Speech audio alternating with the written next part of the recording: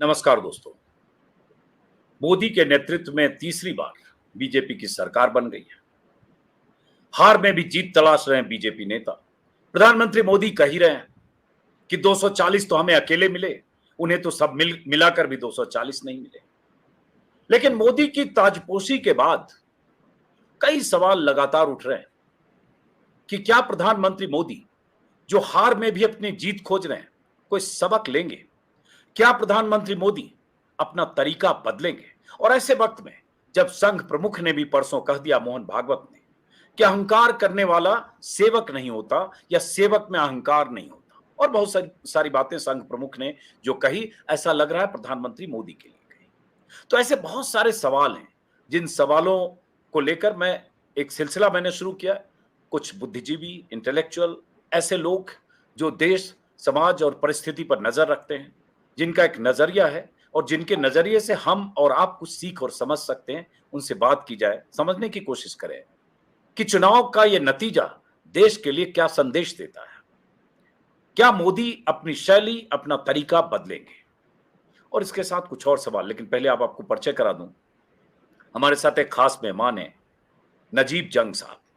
संक्षिप्त परिचय तो यह है कि London school of economics, London university में पढ़े, आईएएस अधिकारी बने, भारत सरकार के कई अहम पदों पर रहे, दिल्ली में एलजी रहे और एलजी नियुक्त हुए यूपीए काल में, और एलजी पद से मुक्त हुए मोदी की सरकार आने के करीब साल या 1.5 साल बाद। उससे पहले जामिया मिलिया यूनिवर्सिटी के वाइस चांसलर भी रहे, और देश के जो नामचीन बुद्धिजीवी हैं उनमें नजीब जंग साहब का नाम शुमार होता है। तो इसलिए मैंने सोचा कि आज जरा उनसे बात की जाए, तमाम पहलुओं के साथ, इस पहलू पर भी कि मुस्लिम मन क्या सोचता है, मुसलमानों के लिए अब सबसे बड़ा सवाल क्या है, मुसलमानों के लिए क्या बीजेपी का नजरिया बदलेगा? क्योंकि प्रधानमंत्री मोदी ने मुसलमानों को लेकर जो खुलकर इस बार भाषण दिया, मैं कहूंगा अगर थोड़ा बहुत नकाब था तो उस नकाब को भी उतार फेंका जब बांसवाड़ा में प्रधानमंत्री मोदी ने कहा कि कांग्रेस की सरकार आएगी तो आपका सब कुछ छीनकर, जेवर, गहने और मंगलसूत्र छीनकर उनको दे देगी जो घुसपैठिए हैं या ज्यादा बच्चा पैदा करने वाले हैं। और उसके बाद लगातार प्रधानमंत्री इसी तरह का भाषण देते रहे, बीजेपी नेता भी। तो इसलिए एक सवाल ये भी है कि मुस्लिम को लेकर जो बीजेपी का नजरिया है, रवैया है, क्या इस झटके के बाद भी बदलेगा? और देश में 16-18% की आबादी की साझेदारी सत्ता में बिल्कुल गायब है। 290 से ज्यादा नंबर एनडीए के हैं, 240 बीजेपी के हैं। 70 मंत्रियों ने शपथ ले ली, 71 बल्कि, एक भी मुस्लिम मंत्री नहीं। तो सत्ता में साझेदारी का सवाल भी है, बहुत सारी चिंताएं भी है। तो मैंने सोचा इन सारे पहलुओं पर बात करूं। नजीब जंग साहब, आपका स्वागत है। आपका बहुत बहुत शुक्रिया अजीत भाई, आपने मुझे याद किया। जी, तो पहला सवाल नजीब जंग साहब यही है कि प्रधानमंत्री मोदी के लिए देश का क्या संदेश है? अजीत साहब, देश ने तो बिल्कुल साफ संदेश दिया है कि आपकी कार्यशैली आपको बदलनी पड़ेगी। आपका जो तौर तरीका है, आपकी जो भाषा है, वो हमें स्वीकार नहीं है। और आपने जो काम किए हैं उससे हमें कोई आपत्ति नहीं है, क्योंकि ये भी संकेत है कि आपको 240 सीटें मिली हैं। लेकिन जो आप भेदभाव कर रहे हैं आपस में, हिंदुस्तान में गंगा जमनी तहजीब है, हम भाईचारे से रहते हैं। ये गौतम बुद्ध का, ये नानक का, ये बुल्ले शाह का, ये महात्मा गांधी का वतन है, और इसलिए हम इख्तलाफ पसंद नहीं करते। और सिर्फ आपकी मुझे लगता है कि शायद आप भी इतनी सख्त भाषा आपने पहले इस्तेमाल नहीं की, तो शायद आपको ये संदेश था कि यह संकेत था कि आप ये चुनाव हार रहे हैं, और इसलिए आपने उस वक्त समझा कि हिंदू मुस्लिम इख्तलाफ पैदा करने से शायद आपको एक ज़्यादा वोट मिलेगा। लेकिन वो हिंदुस्तान ने साफ साफ कर दिया, इशारा बिल्कुल साफ है कि हमें भाईचारे से रहना है, हमें आपस में साथ रहना है, और अगर आपको प्रधानमंत्री रहना है तो आपको अपनी ये शैली बदलनी होगी। क्योंकि आप ये देख लें कि जो मिथ थी मोदी जी की इनविंसिबिलिटी की, वो ख़त्म हो गई। अगर आप वाराणसी के वोट्स देखें मार्जिन और को आप देखें। देखें कि प्रधानमंत्री 1.5 लाख वोट से जीते हैं, तो ये प्रधानमंत्री के लिए एक शर्मिंदगी की बात है। और मैं ये समझता हूँ कि अगर कांग्रेस पार्टी में ये कॉन्फिडेंस होती कि वो मोदी जी को हरा सकते, तो वो इस चुनाव को और सीरियसली लेते। अजय राय साहब की ज़्यादा मदद होती या प्रियंका जी खड़ी होती, तो ये चुनाव मोदी जी के लिए बहुत कठिन होता। तो जो आपकी अपने कंस्टिट्यूएंसी के लोग हैं, उन्होंने भी बता दिया है कि आपकी ये कार्यशैली हमें पसंद नहीं है। दूसरा संकेत आप देखें फैज़ाबाद का, और ये फैज़ाबाद केवल कंस्टिट्यूएंसी की मैं बात नहीं कर रहा, क्योंकि पूरा डिवीज़न जो कमिश्नरी है वहाँ देखें, और वहाँ आप हार गए। और जो लल्लन सिंह साहब हारे हैं, वो एक बहुत पुराने नेता हैं, एक शरीफ आदमी है, उनकी बहुत लल्लू इज्जत सिंह जी। है। लल्लू सिंह साहब जो हारे हैं, वो बहुत शरीफ आदमी है, उनकी बहुत इज्जत है। 2 दफ़ा आपके एमपी रह चुके हैं, पहले उत्तर प्रदेश सरकार में मंत्री रह चुके हैं, उसके बाद भी वो हारे हैं। और उनके साथ आसपास की भी कंस्टिट्यूएंसीज में आपकी हार हुई है। तो ये साफ है कि हिंदुस्तान बहुत अप्रिशिएट करता है कि आपने एक मंदिर बनाया है, एक विशाल मंदिर बनाया है, and that is a matter of pride for India. लेकिन उसके साथ साथ जो इतिहास जुड़ा हुआ है, वो एक तकलीफ दे इतिहास है, और वो भी हिंदुस्तान याद रखता है। तो मैं समझता हूँ कि संकेत बिल्कुल साफ है कि आपको सबको साथ लेके चलने की कोशिश करनी पड़ेगी। हालांकि अब तो आपकी मजबूरी है, आपकी ये मजबूरी है कि आपके साथ जो लोग हैं, खासकर नायडू साहब या नीतीश बाबू, ये लोग सांप्रदायिकता पसंद नहीं करेंगे। इनकी पूरी पॉलिटिक्स, नीतीश साहब की पॉलिटिक्स शायद कास्ट पे निर्भर रही, लेकिन सांप्रदायिकता में बिल्कुल नहीं, कभी नहीं। बल्कि आप अजीत भाई ये मानेंगे कि पूरे बिहार की राजनीति कभी सांप्रदायिक नहीं है। ये एक बहुत उल्लेखनीय चीज़ है बिहार में, कि बिहार से लगी हुई स्टेट उत्तर प्रदेश में सांप्रदायिकता थी, लेकिन बिहार में सांप्रदायिकता नहीं है। राइट हुए होंगे, वो हर जगह हुए, लेकिन caste has always been more influential in Bihar. और नायडू साहब के जो बेटे हैं, उन्होंने तो 2 टूक बात आपको उसी दिन कह दी जब नारा लोकेश ने कह दिया कि हमारी रेस्पॉन्सिबिलिटी है कि हम माइनॉरिटीज का ख्याल रखें, और वो बहुत सारे जो उनके एजेंडे में शामिल है, 4% रिजर्वेशन से लेकर और इमामों को पेंशन की बात, उनसे पूछा गया तो उन्होंने तस्दीक किया और कहा हम उस पर कायम है, हमारा कमिटमेंट है। तो ये नामुमकिन है कि नायडू साहब या नीतीश बाबू इस चीज़ को स्वीकार करेंगे। हालांकि इसमें ज़रूर बात यह है कि जैसे जैसे कैबिनेट का फॉर्मेशन हुआ है, तो मोदी साहब ने ये संकेत दिया है कि मैं वही इंसान हूँ और मैं उतना ही शक्तिशाली हूँ जितना था। और अब ये देखना है कि नायडू साहब या नीतीश बाबू या और लोग जो हैं, वो इस चीज़ को कितना समझते हैं, इसको किस तरह लेते हैं। हम लोगों के लिए ये प्रेमेच्योर होगा कहना कि ये जो नदी है ये किस तरह बहेगी। अब एक सवाल आपने कहा कि ये कहना मुश्किल होगा कि नदी किस तरफ बहेगी, जैसे स्क्रीन पर है नतीजों से कोई सबक लेंगे मोदी। लेकिन आपने ये भी कहा, और यही सच है, कि जो पोर्टफोलियो डिस्ट्रीब्यूशन है, जो मंत्रालयों का बंटवारा हुआ है, उसमें सीसीएस के 4 अहम मंत्रालय तो छोड़ दीजिए, विदेश, रक्षा, गृह और वित्त, वो तो है ही एनडीए के, मतलब बीजेपी के पास। किसी जमाने में एनडीए में जॉर्ज फर्नांडिस रक्षा मंत्री हुआ करते थे सीसीएस में।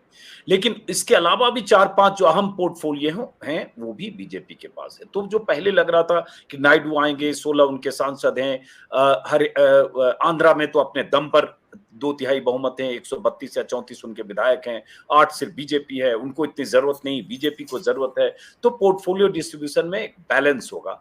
जो अब कहा जा रहा है या दिख रहा है कि बहुत ज्यादा फर्क नहीं पड़ा, मोदी ने अपने स्टाइल से ही किया।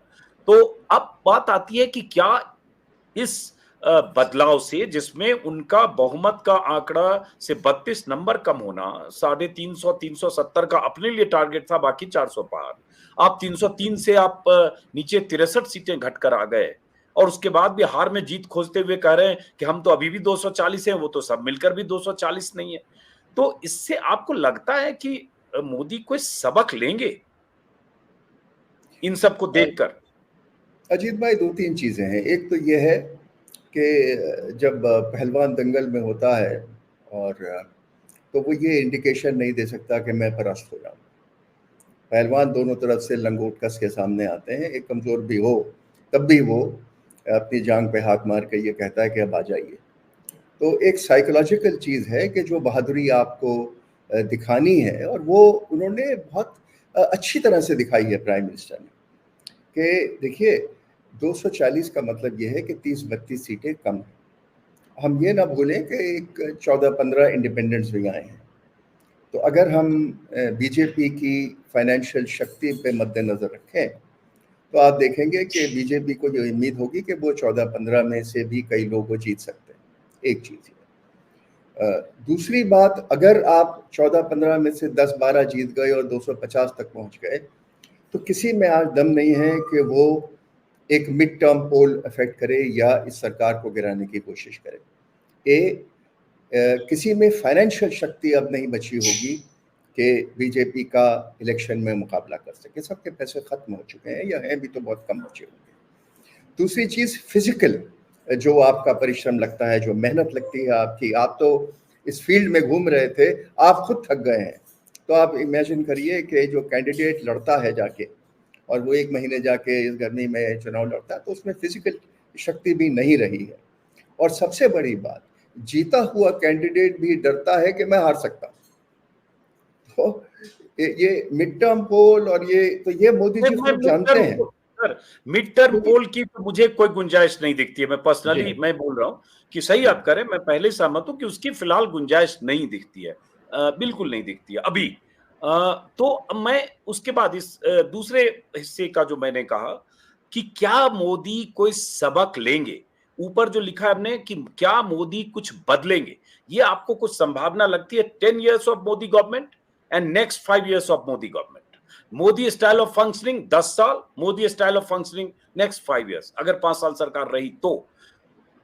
मैंने ये कहीं पहले भी कहा है अजीत भाई के प्राइम मिनिस्टर साहब 23-24 साल से पावर में रहे हैं, और उनकी जो कार्यशैली है वो अपने ढंग से काम करने के आदी हैं। उनकी पर्सनालिटी ये नहीं है कि वो आपकी हमारी बात सुन के वो आपकी बातों में आ जाए। तो मैं ये समझता हूँ कि 3-4 महीने तो ये रोमांस चलेगा। नायडू साहब भी हैवी वेट हैं, और लेकिन ये रोमांस का अंत बहुत जल्दी हो जाएगा, और अब उसका संकेत साफ है। अभी तक आप देखिए कि एनडीए ने कोई अपना नेशनल कन्वीनर नहीं बनाया। अब कोई एनडीए की मीटिंग होगी तो कौन मीटिंग बुलाएगा भाई? आप बुलाएंगे, प्राइम मिनिस्टर बुलाएंगे, राजनाथ जी बुलाएंगे, बीजेपी का प्रेसिडेंट बुलाएगा, कौन बुलाएगा ये मीटिंग? दूसरी चीज़, कोई कॉमन मिनिमम प्रोग्राम ही नहीं।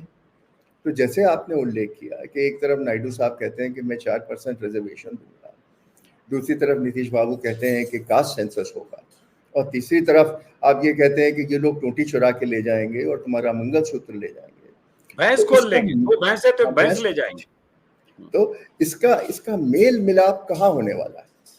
क्या जो जो जो मोदी जी का पर्सनैलिटी है वो बदल सकते हैं? मैं समझता हूँ 2014 में जो मोदी जी को अपॉर्चुनिटी थी, जो वो मैंडेट लेके आए थे, तो उनको तो ये अपॉर्चुनिटी थी कि वो जवाहरलाल से आगे निकल जाते। पूरा हिंदुस्तान उनके साथ था उस वक्त, और हिंदुस्तान एक डेवलपमेंट के धरातल पे था, जो डेवलपमेंट इन्होंने किया। लेकिन वो एक ही पहलू लेके फेल हो गए कि सांप्रदा के मामले में, ऐसे कम्युनल रिलेशंस के मामले में जो चीज़ें उनको करनी चाहिए वो कभी कर नहीं पाए, या करना चाहते नहीं थे।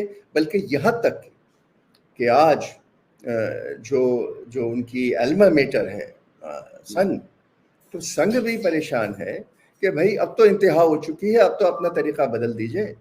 लेकिन क्या ये संभव है? ये आप और मैं नहीं कह सकते। मैं समझता हूँ अगले 4-6 महीने बिल्कुल मामला ठीक चलेगा, लेकिन 4-6 महीने में 2-3 चीज़ें होने वाली हैं। एक तो प्राइम मिनिस्टर साहब की पर्सनैलिटी, वो अपने आप को असर्ट करेंगे, उनको करना भी चाहिए। लेकिन दूसरी तरफ उनके ये साथी हैं जो मैं समझता हूँ जब अपने अपने स्टेट्स में पहुँचे हैं तो एक गाना गुनगुना रहे होंगे कि मेरे ख्वाबों के झरोखों को सजाने वाले, तेरे ख्वाबों में मेरा गुज़र कभी होगा कि नहीं। तो ये गुजारा इनका साथ होगा कि नहीं होगा, ये क्वेश्चन मार्क अब सबके जहन में है। ये नीतीश बाबू के भी जहन में है, ये नायडू साहब के भी जहन में है। ये बताइए, जो चूंकि आप उस पर भी आगे हम बात करेंगे कि मुस्लिम्स के सवाल पर या और कुछ सवाल पर आप लोग संघ प्रमुख से मिले थे और एक बहुत सारे इंटेलेक्चुअल्स की मीटिंग संघ नेताओं से हुई थी, आपके घर पे भी मीटिंग हुई थी जिसमें एसवाई कुरैशी साहब भी थे और भी लोग थे। उसके उस हिस्से पर हम आगे बात करने से पहले जिस ढंग से संघ प्रमुख ने परसों मर्यादा का पाठ सिखाया और ये सब कहा कि अहंकार करने वाला कभी सेवक नहीं होता और वास्तविक सेवक वही होता है जो मर्यादा से चलता है, दूसरों को धक्का नहीं लगाना चाहिए, मर्यादा के साथ काम करना चाहिए। विपक्ष के लेकर भी उन्होंने एक बात कही कि विपक्ष की भी सहमति या लोकतंत्र के मतलब। तो एक तरह से सीधा लग रहा है मर्यादा, सत्य बोलना, झूठ नहीं बोलना, ये सारी बात सीधे सीधे मोदी के लिए थी। तो आप इसको कैसे देखते हैं? ये सिर्फ एक नसीहत है, बोल गए निकल गए, या कुछ सीरियस इसमें दिखता है, चेतावनी दिखती है संघ प्रमुख की मोदी को उनकी स्टाइल ऑफ फंक्शनिंग की वजह से, या चुनाव में जिस ढंग से उन्होंने बयानबाजियां की है, या विपक्ष को लेकर जिस ढंग से लगातार उनका रवैया नजरिया रहा है उसको देखकर? अजीत साहब, मेरा संघ प्रमुख से वास्ता पिछले 5 साल से है। मैं उनसे कई बार मिला हूँ, मेरे साथी भी मिले हैं, और मैं आपको यकीन से ये कह सकता हूँ कि संघ प्रमुख की नीयत बिल्कुल साफ है। उन्होंने हमें साफ शब्दों में कहा है कि संघ की उच्च श्रेणी में ये बातचीत हुई है कि मुसलमानों की क्या, या मुसलमानों की और क्रिश्चियंस की और अल्पसंख्यकों की क्या जगह होगी हिंदुस्तान में। और उन्होंने साफ शब्द में कहा है कि हम आपको साथ लेके चलना चाहते हैं। हम समझते हैं कि आप हमारे भाई, हाँ हमारे आपसे इख्तलाफ हैं आप, और उन्होंने उन इख्तलाफ को लिस्ट किया कि देखिए जो आपका ये व्यवहार है वो सही नहीं है, उन्होंने साफ साफ कहा। लेकिन हम अपना व्यवहार भी बदलेंगे, आप अपना व्यवहार भी बदलेंगे, और इसलिए इस चीज़ को हम चलाना चाहते हैं, हम दोस्ती रखना चाहते हैं, हम मोहब्बत फैलाना चाहते हैं। ये एक मीटिंग की बात नहीं है, ये 5 साल की मीटिंग्स की मैं बात कर रहा हूँ आपसे।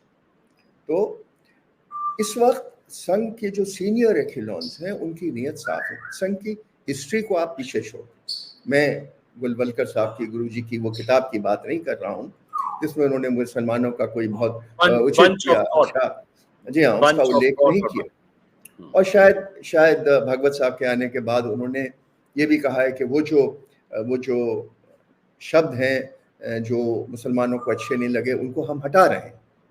तो इन सब बातों को मद्देनजर रखते हुए संघ का नजरिया साफ है कि हिंदुस्तान को अगर अपनी जगह दुनिया में लेनी है, अब संघ के 100 साल पूरे हो गए, तो हमें अपनी पूरी कम्युनिटीज को साथ लेना। अब इसमें कई लोग मेरी बात पर शक करते हैं, कई लोग उनकी बात को यकीन नहीं करते, क्योंकि कभी कभी भागवत साहब भी दूसरी बात भी कर जाते हैं।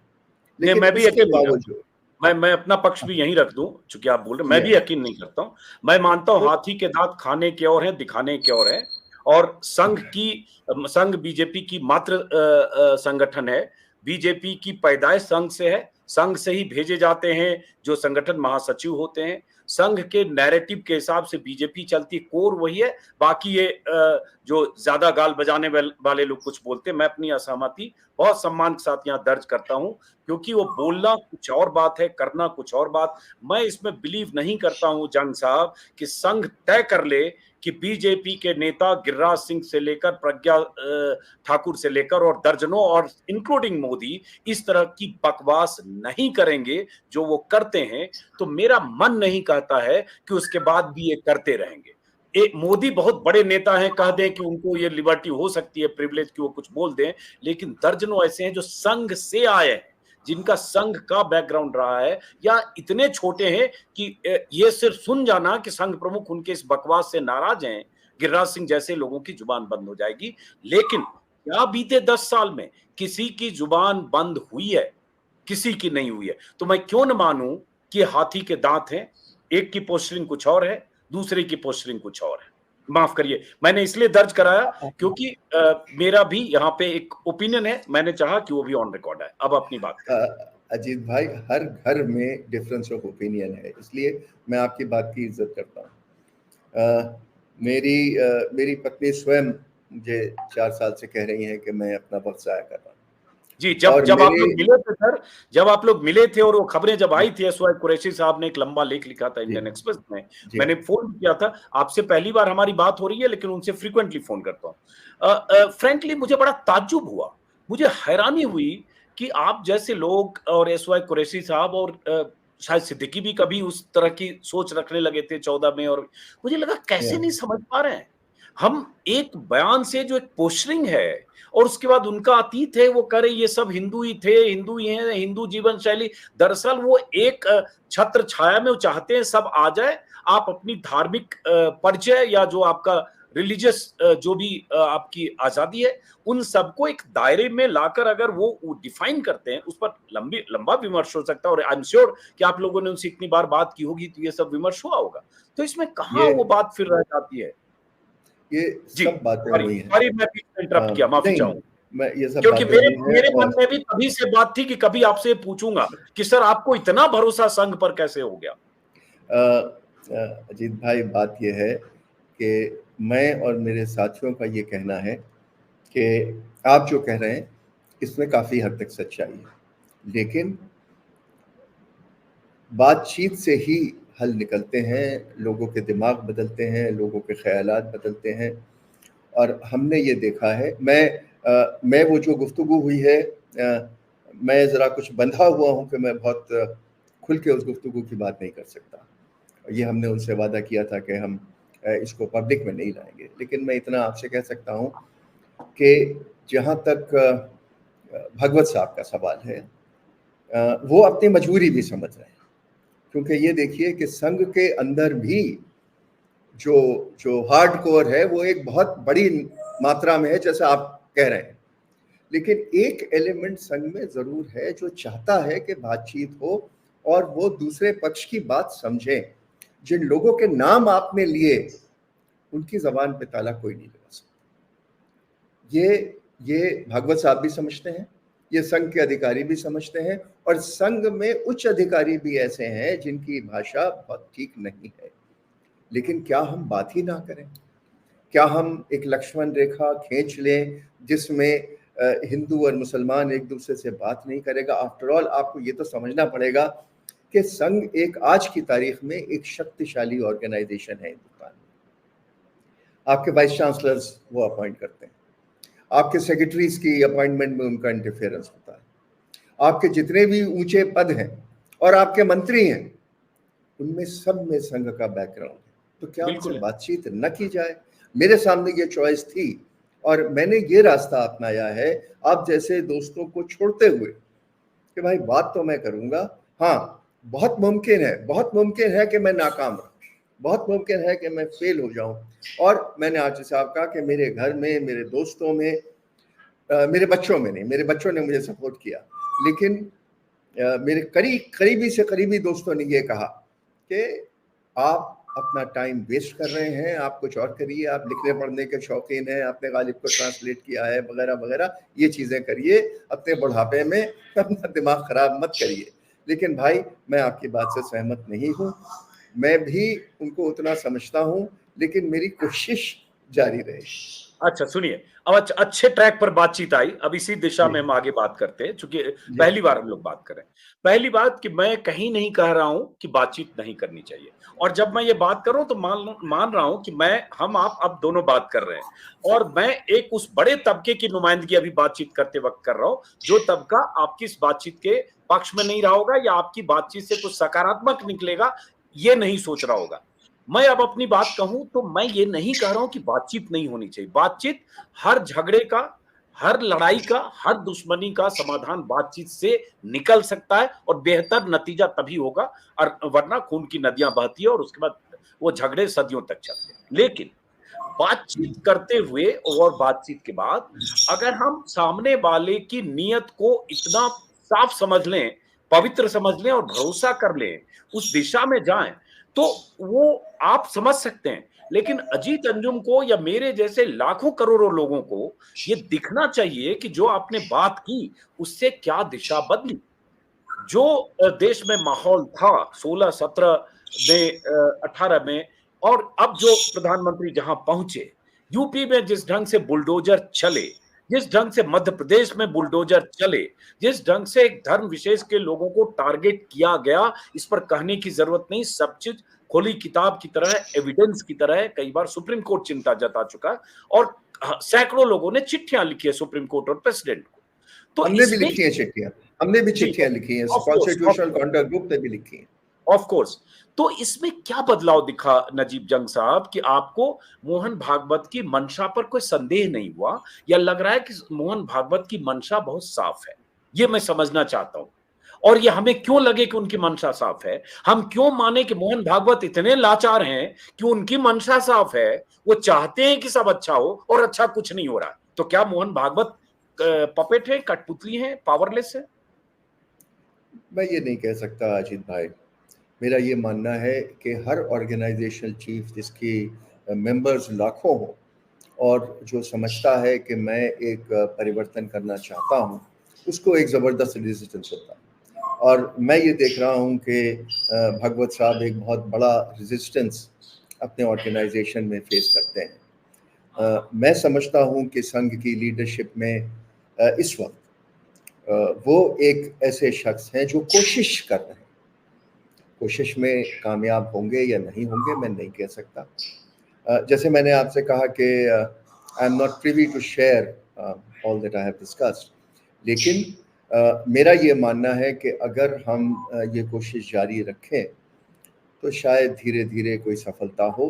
हालांकि आप कह रहे हैं कि मुझे ईमानदारी से ये उम्मीद नहीं थी कि प्रधानमंत्री साहब उन शब्दों का उपयोग करेंगे जो उन्होंने किया। मतलब वो शब्द दोहराने लायक नहीं।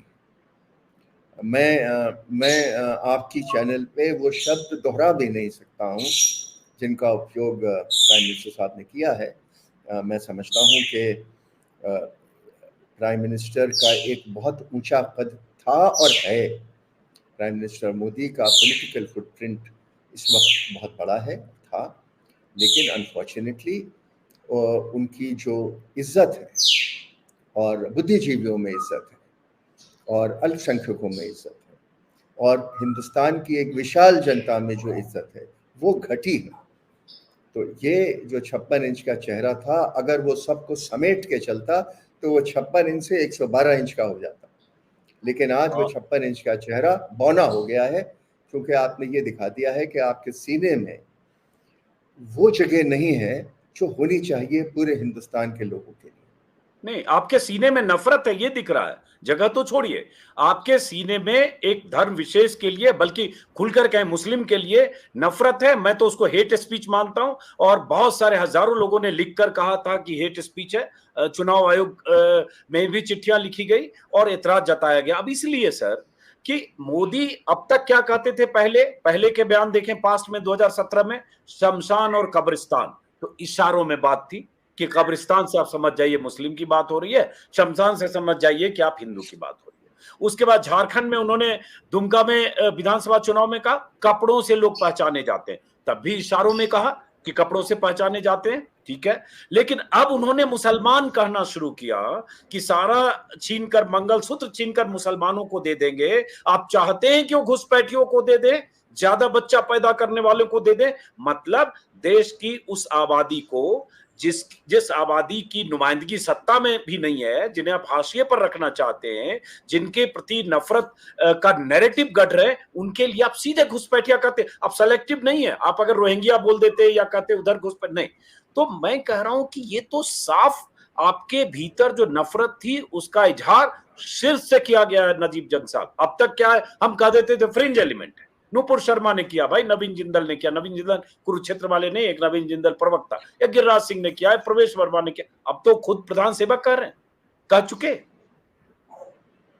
आप बिल्कुल, आपकी बात से मैं सहमत हूँ। और जब मैंने कहा कि मैं वो सब शब्द इस्तेमाल नहीं करना चाहता जितने आप कर रहे हैं, वो मेरी बैकग्राउंड नहीं है, शायद मेरी जहनियत नहीं है। लेकिन मैं इत्तेफाक रखता हूँ आपके शब्दों से पूरी तरह से। और जैसे मैंने कहा कि मुझे खुद को उम्मीद नहीं थी, हिंदुस्तान के बुद्धिजीवियों को उम्मीद नहीं थी, और हिंदुस्तान की जनता को उम्मीद नहीं थी, और उन्होंने साफ साफ संकेत दे दिया। बल्कि प्राइम मिनिस्टर साहब की अपनी स्टेट को ये उम्मीद नहीं थी कि उत्तर प्रदेश से भी संकेत। अब इसमें एक चीज और माफ करिए नजीब जंग साहब, कि जैसे चूंकि इसलिए मैंने कहा कि आरएसएस पर क्यों भरोसा करें, इसकी पर्याप्त वजह है। इसके बावजूद कि हम सब किसी से भी बातचीत के हिमायती हैं, दुश्मनों से भी बात की जाती है, तो यहाँ तो इस देश की एक स्टेक होल्डर बीजेपी देश की सत्ताधारी पार्टी है, डेमोक्रेसी में सबसे बड़ी पार्टी है आज की तारीख में, और उनकी वो मात्र संगठन। मैं एक खबर देख रहा हूं सर, ये खबर है, अचानक बातचीत के बीच ही मैंने गूगल सर्च किया, मेरे ख्याल से ये खबर है 19 जनवरी 2023 की। इसमें खबर है, नजीब जंग के घर मुस्लिमों आरएसएस नेताओं की बैठक, उठे काशी मथुरा गोहत्या बुलडोजर और नफरती भाषणों पर संघ की चुप्पी जैसे मुद्दे।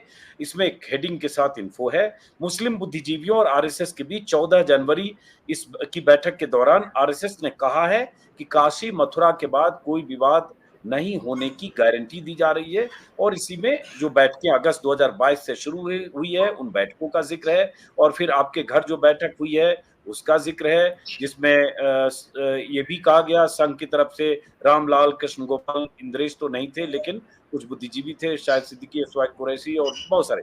तो मैं ये कहना चाह रहा हूं कि इन बैठकों से, अब जैसे आप आज भी एक तरह से करें, आपको मोहन भागवत की मंशा पर संदेह नहीं है, जितनी आपकी बात समझ रहा हूं, लेकिन इस नहीं, मैंने ये कहा कि वो कोशिश कर रहे हैं, मैंने ये कहा कि वो कोशिश। ठीक है, सॉरी, मैं अगर शब्द मेरे बदले तो कोशिश कर रहे हैं, लेकिन जो कोशिश करता है तभी जब उसकी मंशा अच्छी है। जैसे अगर मैं चाहता हूं नफरत न फैले, आप चाहते हो हिंदू मुस्लिम के बीच खाई ना हो, इसका मतलब हम दोनों चाहते हैं कि भाईचारा का माहौल रहे, ठीक है, यहां हम सहमत हैं। तो अब जब ये 2 साल पहले की आपकी बैठक हुई, 2 साल, उन बैठकों के 2 साल लगभग हो गए, तो 2 साल में क्या ऐसा बदला सर जो संघ चाहता तो बिल्कुल नहीं बदल सकता था, या संघ के नियंत्रण में कुछ भी नहीं है, या आप कुछ बदलाव देख रहे हैं कि 2 साल पहले जितना भरोसा आपको संघ प्रमुख और उनकी तरफ से दिया गया, उसमें आपने 2 साल में सफर देखा, उस सफर में ग्रेजुअली कुछ चीजों को बदलते देखा, क्लाइमेक्स देखे तो मोदी को जहर उगलते देखा, तो ये तो हमने क्लाइमेक्स उल्टे देख लिया।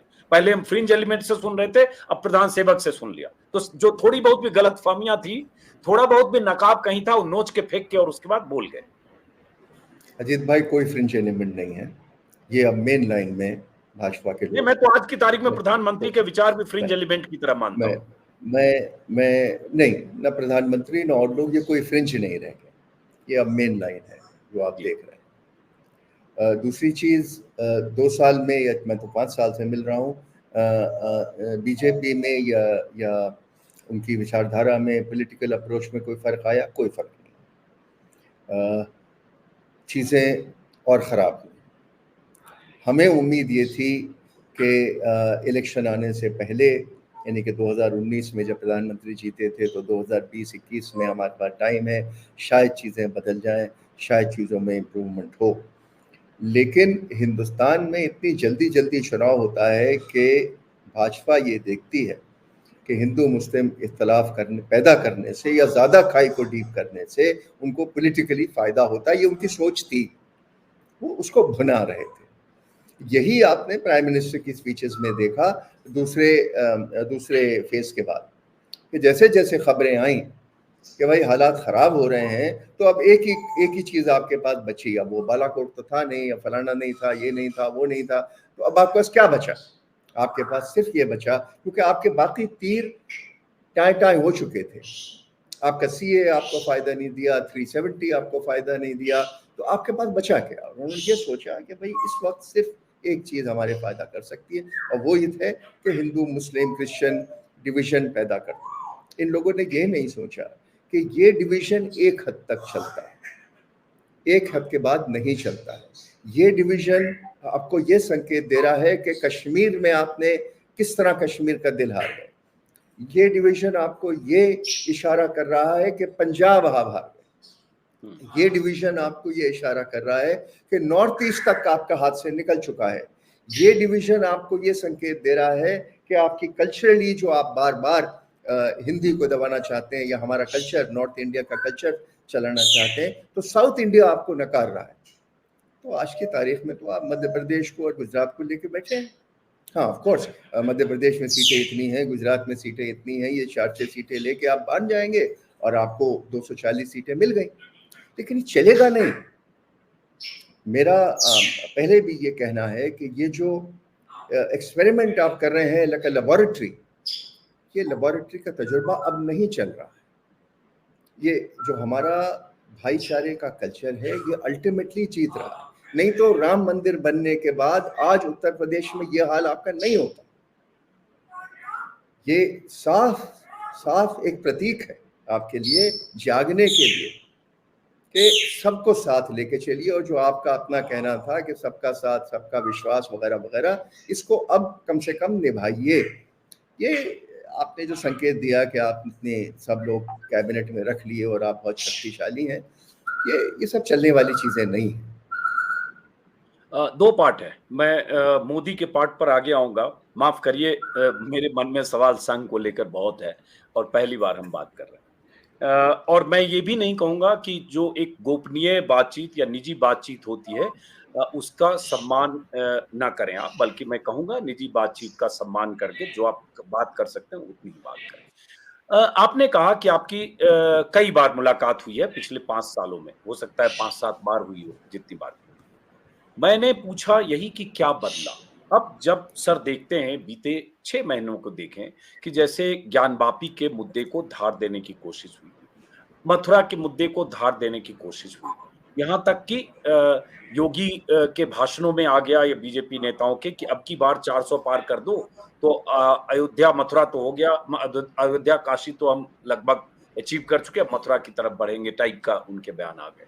तो ये सब स्थितियां, और मैं तो कहूंगा और विकट होती जा रही है, बजाय इसके कि कुछ बदलाव दिखे, बजाय इसके कि उनके तेवर में कुछ नरमी दिखे।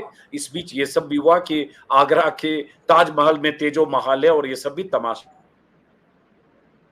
मंदिर बता दे रहा है, कोई कुतुब मीनार की खुदाई की भी बात कर रहा है। ये सारी चीजें पिछले 1 साल से हो रही है। तो क्या इस 1 साल में कभी दोबारा संघ प्रमुख या संघ के उन नेताओं से बात हुई जिन नेताओं ने 2 साल 2.5 साल पहले की मुलाकातों में आप लोगों को अच्छे सकारात्मक नतीजे निकलने का कोई भरोसा दिया था? और अगर बात नहीं हुई तो फिर कैसे कहें कि इन बातचीत के क्या फायदे हैं? क्यों न कहें कि फिर तो ऐसे ही है। मैंने तो आपको अजीत भाई पहले कहा कि मुझे अभी तक कोई फायदा नहीं हुआ।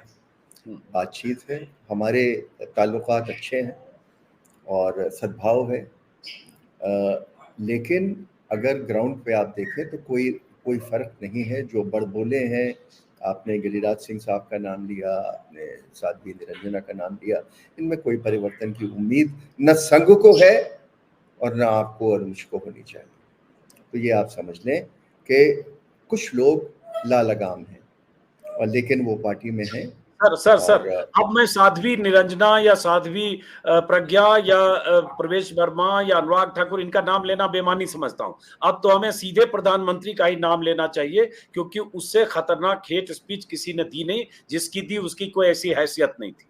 तो अब तो जो मुखिया है वही जब घुसपैठिया कह रहा और जो लगातार कहता रहा, तो अब हम सिर्फ प्रधानमंत्री का ही जिक्र अगर करें तो ये तो ऊपर तक गया सर। पहले हम देख रहे थे चलो नीचे अगर कोई बोल रहा है तो कम से कम प्रधानमंत्री मोदी दिखावे के लिए सही 2019 के चुनाव में ये बोले तो सही कि साध्वी प्रज्ञा को मन से माफ नहीं कर पाऊंगा, तो कम से कम बयान तो दिया गांधी और गोडसे वाले मसले पर। अब तो मन से माफ छोड़िए, अब उससे 4 कदम आगे निकल कर खुद मोदी बोल रहे हैं। तो मैं तो मानता हूं ये ज्यादा खतरनाक स्थिति हो गई, और मतलब खुला खेल फर्रुखाबादी है नफरत के मामले में। अगर वाकई 300 सीटें आ जाती तो बहुत खतरनाक हो जाता, लेकिन क्योंकि 240 पे रुक गए और ऐसे साथी साथ आ गए हैं जो आप पे अंकुश लगा सकते हैं या अंकुश लगाने की कोशिश करेंगे, तो अब वो जो एमिनेंट खतरा था कि इसके बाद तो किसी को अंदाज ही नहीं क्या होने वाला है, वो खतरा हट चुका है। मेरा अगर आप दिल बदलने की बात कर रहे हैं तो मैं आपसे 100% सहमत हूँ कि दिल नहीं बदला, लेकिन हालात बदल गए। और हालात वो हैं कि वो जो दौर था, मैं समझता हूँ कि पुलिस लोगों को बिला वजह बंद कर रही है, या बिला वजह बुलडोज़र चला रहे हैं, या लिंचिंगें हो रही हैं और पुलिस आपका साथ नहीं दे रही है, या कहीं आपको नमाज नहीं पढ़ने दी जा रही है, ये सब हरकतें मेरा ख्याल इन पे अंकुश लगेगा। और नहीं लगेगा तो नायडू साहब और नीतीश बाबू बहुत बुरी तरह से एम्बैरेस होंगे, और फिर चाहे आप मिड टर्म पोल शब्द इस्तेमाल न करना चाहें, मैं आपको लिख के दे सकता हूँ 2-2.5 साल में ये गिर जाएंगे। हाँ, ये मुमकिन है। मैं अब अभी की बात कर रहा हूँ, आगे भविष्य के गर्भ में है, 1 साल 2 साल बाद जाहिर है, क्योंकि नायडू के लिए वहां के अल्पसंख्यक और जो मुस्लिम आबादी है उसको लेकर प्रोटेक्टिव है, और मैं इसके लिए उनकी तारीफ करूंगा। 10-12% आबादी है, और उनके कई भाषण मैंने सुने 2019-20 और उसके बाद, तो वो प्रोटेक्टिव है। और इसलिए यहां अगर कुछ होता है उसका असर आंध्रा में होगा, और वो इस पर प्रतिवाद करेंगे, यह मुझे भरोसा है। लेकिन अब अजीत भाई, मैं एक बात आपसे अलग कहना चाहता, माफ कीजिएगा मैं बीच में इंटरफेयर कर रहा हूँ। प्लीज। ये आप ये मत समझ, ये शब्द आपने यूज किया प्रोटेक्टिव, ये शब्द अप्रोप्रिएट नहीं है जी। हर सरकार जो पावर में होती है, उसका ये दायित्व होता है कि माइनॉरिटीज की तरफ एक एफर्मेटिव एक्शन रखें। एफर्मेटिव एक्शन, इसको आप प्रेस वालों ने, बुद्धिजीवियों ने, पॉलिटिशियंस ने अपीजमेंट शब्द दे दिया। मैंने नहीं कहा। आप सब, मैं नहीं मानता हूँ। मैं मानता हूँ कि जी मैं मानता हूँ। हाँ, चलिए आप अपनी बात पूरी करिए, लेकिन हाँ, मेरे शब्दों की व्याख्या आप अपने ढंग से कर सकते हैं, मैं उसको एक्सेप्ट करूंगा, लेकिन अपीजमेंट मैं नहीं मानता। मैं सिर्फ ये कहता हूँ कि ये अपीजमेंट शब्द इतनी दफा इस्तेमाल किया गया है कि मेरी आईएएस की सर्विस में और आईपीएस में और जुडिशरी में और बुद्धिजीवियों में कि दिल में समा गया है, इनके साथ तो अपीजमेंट होता है। और ये शब्द जो है ये घिनौना है। अपीजमेंट का कोई प्रमाण हिंदुस्तान में नहीं है। हाँ, अगर आप समझते हैं कि जाकिर हुसैन साहब को प्रेसिडेंट बना दिया तो वो अपीजमेंट हो गया, या हामिद अंसारी साहब वाइस प्रेसिडेंट बन गए तो अपीजमेंट हो गया, वो बात अलग है। वो भी एक एफर्मेटिव एक्शन का संकेत है, क्योंकि सरकार ये कहती है कि हम संकेत देना चाहते हैं, हम इशारा करना चाहते हैं कि हम आपके साथ हैं, हम आपका हाथ पकड़ के चलना चाहते हैं, ये हमारा दायित्व है। और खासकर आज की तारीख में अगर आप मुसलमानों को और क्रिश्चियन को ले लें, इतनी बुरी हालात हैं। तो नायडू साहब मेरे ख्याल ये बात समझ रहे हैं कि मुझे एक ऐसे जेस्चर्स करने हैं जिससे मुसलमान समाज में कॉन्फिडेंस आएगा। ये बड़ा जरूरी है। ये चीज लालू जी ने कोशिश की थी। देखिए, मैं बात फिर बिहार पे आ जाता हूँ कि लालू जी ने कोशिश की थी यही चीज जो आप मुलायम सिंह साहब को बदनाम करते हैं। आपसे मेरा मतलब आप नहीं है, ये तो कहने का तरीका है कि लोग जो बदनाम करते हैं, ये वो है कि भाई मैं सबको साथ लेके चलना चाह रहा हूँ, मैं आपसे डिफरेंशिएट नहीं करना चाहता, मैं आपसे इख्तलाफ नहीं करना चाहता, you are part of me. तो अब इस चीज को भाजपा सरकार नहीं समझती। भाजपा सरकार के जहन में ये चीज़ है कि इन लोगों ने हिंदुस्तान की तकसीम की है, इन्होंने पार्टीशन किया है, इनकी भाषा ठीक नहीं थी, ये जो इन्होंने हमारे साथ लफ्ज़ों का इस्तेमाल किया है, हमको काफिर कहा है वगैरह वगैरह, ये शब्दों का उपयोग जो है उचित नहीं है, इससे हमको ठेस लगी है। इसका अर्थ क्या निकल रहा है? इसका अर्थ ये निकल रहा है कि इनको सबक सिखा दो। ये चीज अनफॉर्चुनेटली इस इलेक्शन में निकल के आई, और जो आप फरमा रहे हैं कि इसकी ट्रेजेडी सब ये है कि वो संकेत प्राइम मिनिस्टर साहब ने दिए। प्रोटेक्टिव शब्द जो मैंने कहा, चूंकि दर्शक भी उसको गलत तरह से ना ले, मेरा मतलब था कि जब किसी सूबे में अल्पसंख्यकों के घरों पर आरोप लगने के तुरंत बाद जब कोर्ट और कानूनी प्रक्रिया का कोई पालन नहीं हुआ, कोई फैसला नहीं हुआ, और उसके बाद बुलडोजर पहले पहुंच गया, बुलडोज किया गया, या जो कार्रवाई हुई और वहां सत्ता की तरफ से हुई, या जब फ्रिंज एलिमेंट या कट्टरपंथी एलिमेंट जो मजबूत ताकते हैं वो अगर कहीं ऐसी हरकत करती है, किसी जगह अल्पसंख्यकों को निशाना बनाती है, और सरकार अगर साइलेंट होती है, मूक दर्शक होती है, तो उस संदर्भ में मेरा प्रोटेक्टिव, जो अगर जैसे अगर 10-12% पॉपुलेशन है, 80-85% एक धर्म विशेष का है, और 12% दूसरे धर्म विशेष का, एक धर्म क्या हिंदुओं का मान लीजिए, तो वहां कोई ऐसी स्थिति ना हो कि बहुसंख्यक आबादी का एक फ्रिंज एलिमेंट वाला तबका या कट्टरपंथी कोई संगठन का तबका उनको परेशान करे या उन पर कोई अत्याचार करे। तो सरकार का काम प्रोटेक्ट करना। मैं उसकी विस्तृत व्याख्या ऐसे देखता हूं, मेरी मंशा उसमें कोई दूसरी नहीं थी। आई एम श्योर कि आप मेरी बात आप शायद समझ रहे होंगे कि जहां भी जैसे किसी मोहल्ला है, 1000 आदमी, वहां मान लीजिए 1000 आदमी मुस्लिम रहते हैं और वहां 10 हिंदू परिवार भी है, तो एक प्रोटेक्शन की फीलिंग होना चाहिए जो जहां अल्पसंख्यक है डोमिनेंस के बीच। तो मेरा आशय सिर्फ वहां था, चाहे हिंदू हो चाहे मुस्लिम। खैर, मेरे ख्याल से मेरी बात क्लियर हुई या मैं और क्लियर करूं, क्योंकि मैं नहीं चाहता हूं कि मुझे भी गलत ढंग से उस शब्द के उस दायरे में समझा। अब मैं वापस लौटते हैं सर, एक अच्छी चर्चा हो रही है और एक थोड़ा विस्तृत इसका दायरा है कि अब जो ये जो नया रिजीम है, जिसमें जैसे अगर हमें याद है सर, हमसे ज्यादा आपने पढ़ा लिखा है, दौर को देखा है, कि 95, 96, 94 वो सब दौर था। और 96 में जब वाजपेयी जी ने 13 दिन के लिए सरकार बनाई थी तो सिकंदर बख्तवल के उस समय नाराज हुए थे अपनी हिस्सेदारी साझेदारी को लेकर। लेकिन हर समय बीजेपी में दो लोग, मैं तो कई बार कहता हूँ बीजू का है, सिर्फ दिखाने के लिए है। दो लोग, चाहे सिकंदर वक्त आरिफ बेग रहे हो, चाहे मुख्तार अब्बास नकवी शाहनवाज हुसैन रहे हो, हर वक्त ऐसे दो लोग रहे। वो मुसलमानों की नुमाइंदगी कर रहे हैं ये नहीं माना जाना चाहिए, लेकिन रहे कम से कम दिखाने के लिए सही। वाजपेयी के सरकार में शाहनवाज हुसैन 99 की सरकार में कैबिनेट मिनिस्टर सिविल एविएशन बन गए थे सीधे। उम्र क्या थी और तजुर्बा क्या था, लेकिन वाजपेयी ने कम से कम किया ना कि एक आदमी को कैबिनेट मिनिस्टर बनाया। एक समय में मुख्तार अंसारी रहे लंबे अरसे तक। मुझे अगर याद है कि वाजपेयी के सरकार में भी मुख्तार भी थे और शायद शहनवाज भी थे, एक साथ भी थे, अगर मैं ठीक से रिकॉल कर पा रहा हूँ। एमओएस मुख्तार शायद आईएनबी में थे, एमओएस थे, सही याद आ रहा है मुझे इसका मतलब, ठीक है। तो एक समय दो थे, लेकिन बाद में मोदी की सरकार में भी रहे मुख्तार अब्बास नकवी, अल्पसंख्यक मंत्रालय। 2022 में उनका टर्म खत्म हुआ, उसके बाद आउट। आज की तारीख में सरकार में कोई साझेदारी नहीं है। 71 मंत्रियों में जीत कर आए, उनमें कोई है नहीं। टिकट आपने दिया नहीं, केरला से दिया, वो हार गए। जीत कर आते तो उन्हें क्या बनाते या नहीं बनाते हम कह नहीं सकते। तो ये सवाल है कि मुसलमानों की साझेदारी नहीं है। दूसरी तरफ सोशल मीडिया पर जब ये सवाल लोग उठा रहे हैं, क्यों नहीं है, बहुत सारे सेकुलर लोग, तो फिर बीजेपी की तरफ से जो बीजेपी समर्थक या ट्रोल हैं वो कह रहे हैं कि जब आपने वोट ही नहीं दिया, वोट ही नहीं देते हो तो क्यों खोजते हो हिस्सेदारी। उसमें संगीत रागी जैसे संघ समर्थक जो डिबेट करते रहते हैं वो लोग भी लिख रहे हैं। इसको आप कैसे देखते हैं, पहले आपसे समझें, फिर मेरे सवाल काउंटर सवाल उसके बाद।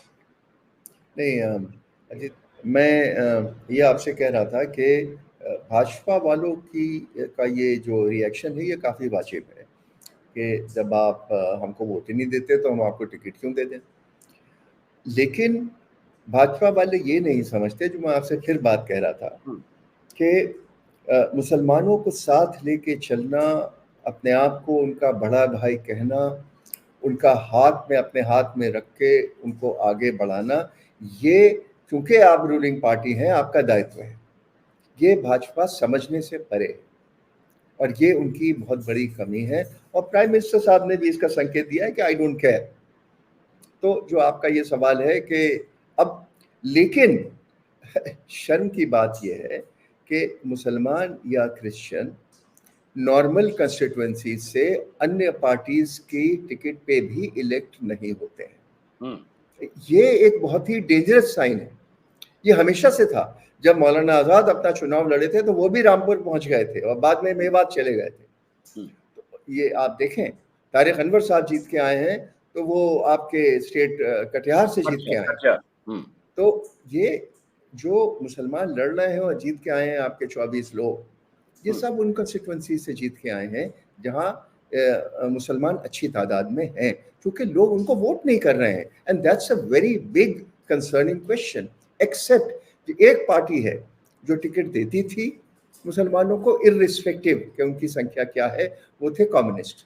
बंगाल में कम्युनिस्ट ने हमेशा टिकट दिए मुसलमानों को। सलीम जैसे लोग आए, सलीम साहब कलकत्ता से जीत के आए, उन्होंने कभी इख्तलाफ नहीं किया।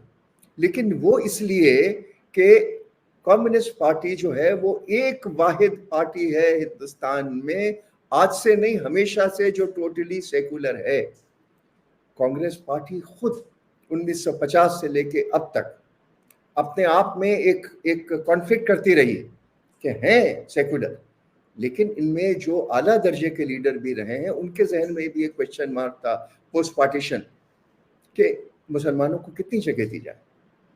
वो सवाल आज भी प्रेग्नेंट है और वो सवाल हिंदुस्तान की जनता के बीच में भी प्रेग्नेंट है, और उसको हटाने के लिए, उसका जवाब देने के लिए आप जैसे, हम जैसे सब लोगों को बार बार ये सवाल करना पड़ेगा कि ये लोग हम हैं, ये हमारा पार्ट है, ये हिंदुस्तानी है। नहीं, मैं कई बार इस भाषण का उल्लेख करता हूँ कि 1943 में या 42 में जब मुस्लिम लीग का बहुत जोर था और मुसलमान बहकी बहकी बातें कर रहे थे पाकिस्तान की और एक बहुत बड़ा हुजूम था, तो जामा मस्जिद की सीढ़ियों पे मौलाना आज़ाद साहब ने तकरीर दी थी और ये कहा था कि आप लोग दीवाने हो गए, आप भूल गए हैं कि आज से 2000 साल पहले आपके कारवां ये जमुना नदी के पास आके रुके थे और यहाँ इस नदी के पास आपने अपनी नमाजें पढ़ी थी, ये आपका मुल्क।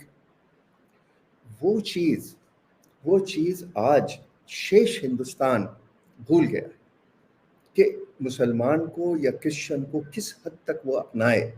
और आज वो सवाल आप सिखों के लिए भी कर रहे हैं क्योंकि सिखों को आपने खालिस्तानी बना दिया।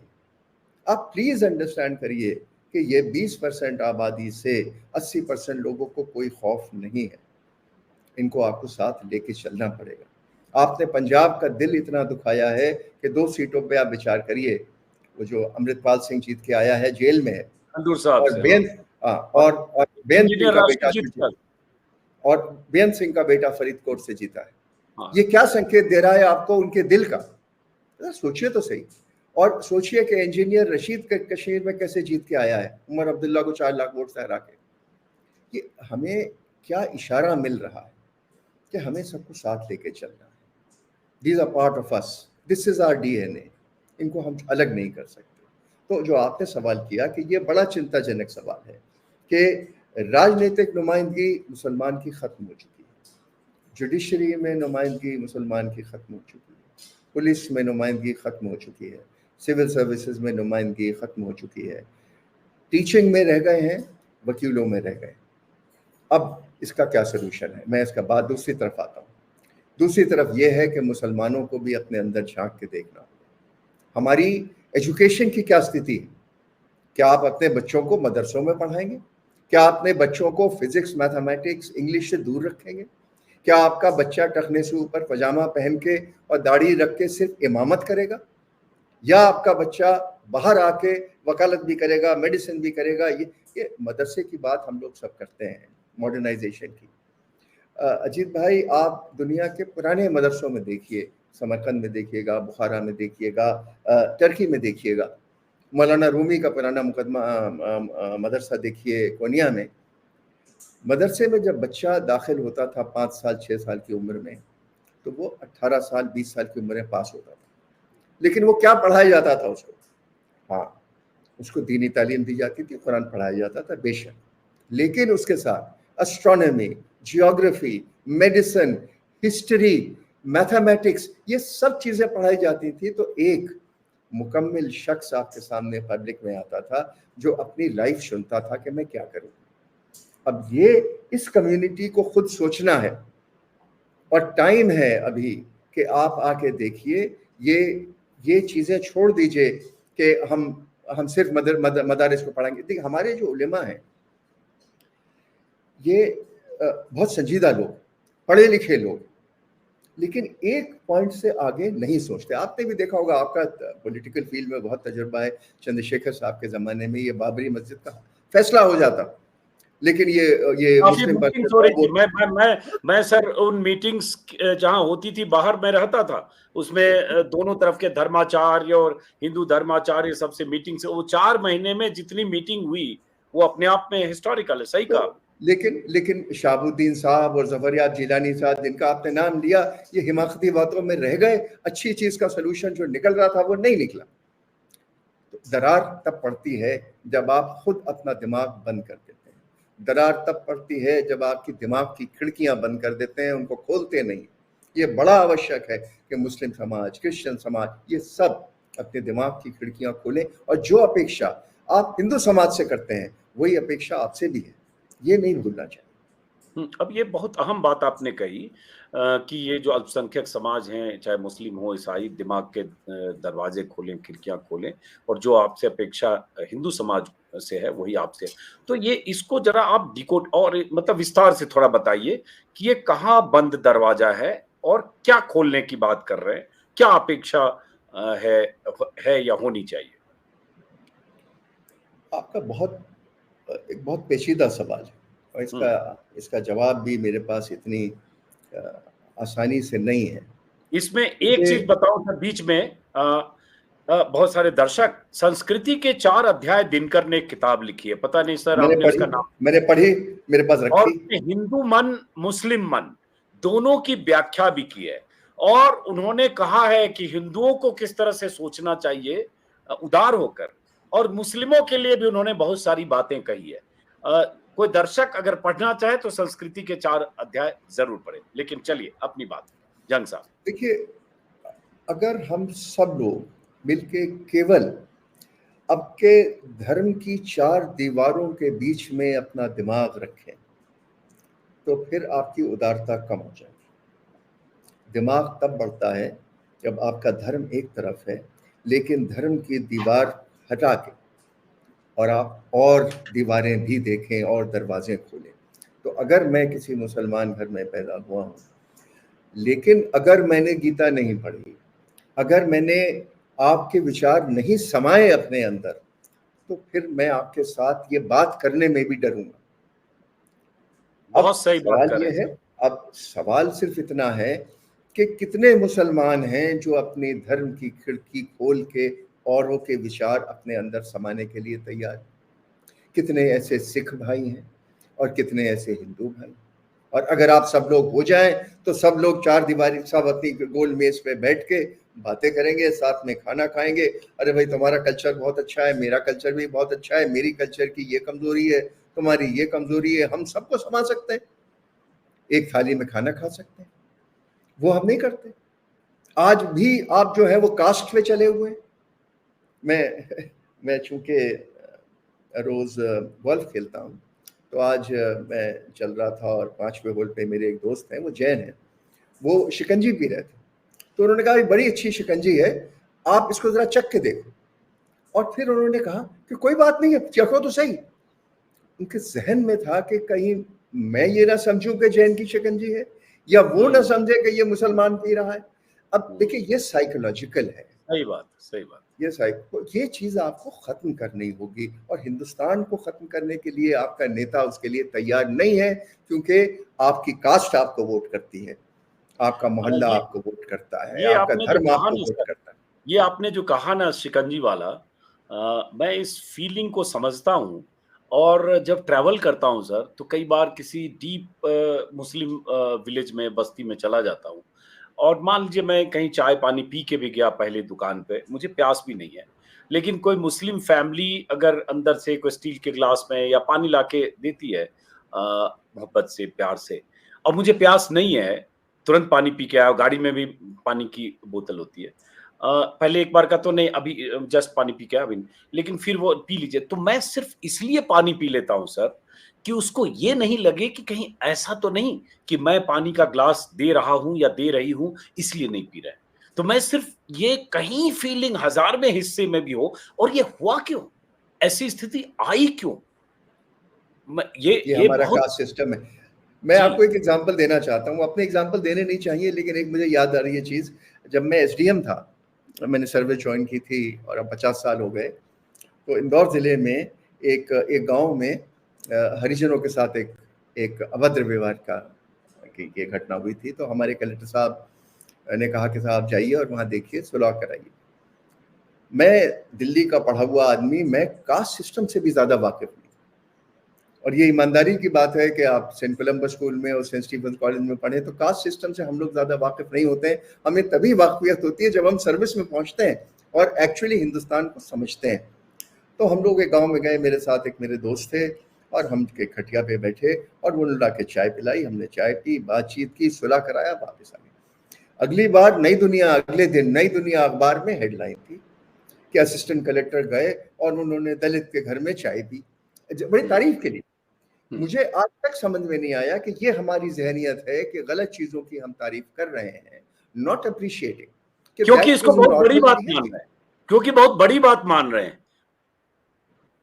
बस बस तो आज यही हो रहा है ना, हिंदुस्तान में आपको मुख्यमंत्री और गृह मंत्री जाते हैं किसी दलित के घर में, वहां स्टील की थाली में खाना खा रहे हैं, उसकी तस्वीर पहले पन्ने पर छपती है, जैसे किसी दलित के यहाँ खाना खाकर कितना मतलब कितना बड़ा एहसान किया या पता नहीं कितना बड़ा काम किया।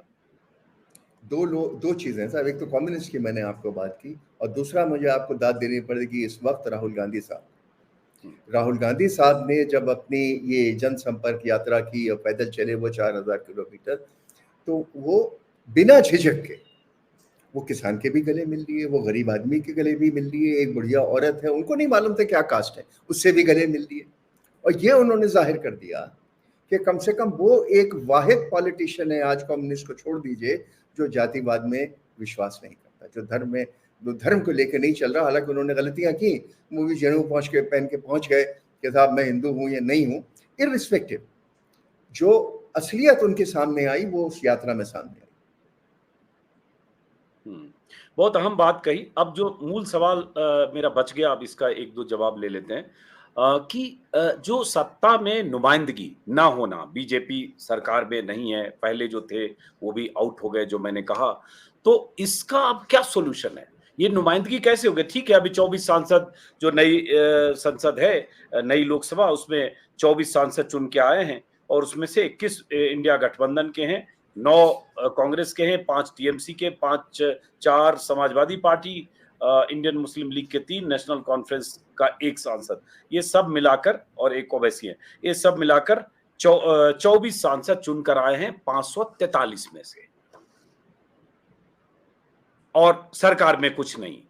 तो इसका मतलब, और बीजेपी का जो रवैया है उससे केयर डैम वाला, ठीक है हमको नहीं चाहिए, वरना आप जब रमनीत बिट्टू को बिना सांसद बने लोकसभा चुनाव में हारने के बाद भी मंत्री बना सकते हैं, तो बनाने को आप शाहनवाज और मुख्तार को भी रखते दिखावे के लिए। सही नहीं, सही बात तो ये होती कि मोदी साहब किसी मुसलमान को लेके अपनी कैबिनेट में रखते और उनको अच्छा ओहदा देते, अब बाद में उनको राज्यसभा में ला सकते थे, ये तो इजी सोल्यूशन था।